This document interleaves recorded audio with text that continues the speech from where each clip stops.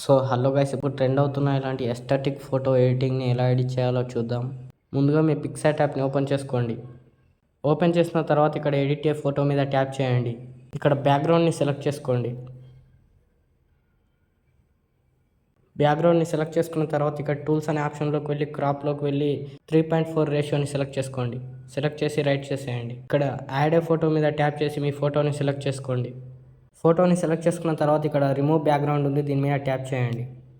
మీ background remove చేసి ఇచ్చేస్తుంది. Background remove చేసిన తర్వాత ఇక్కడ మీ ఫోటోని కరెక్ట్గా అడ్జస్ట్ చేసుకోండి.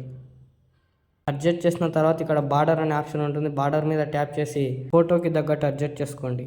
ఇక్కడ మళ్ళీ ఫోటో మీద ట్యాప్ చేసి ఇక్కడ షాడో మీద ట్యాప్ చేసి మీ ఫోటోకి తగ్గట్టు అడ్జస్ట్ చేసుకోండి.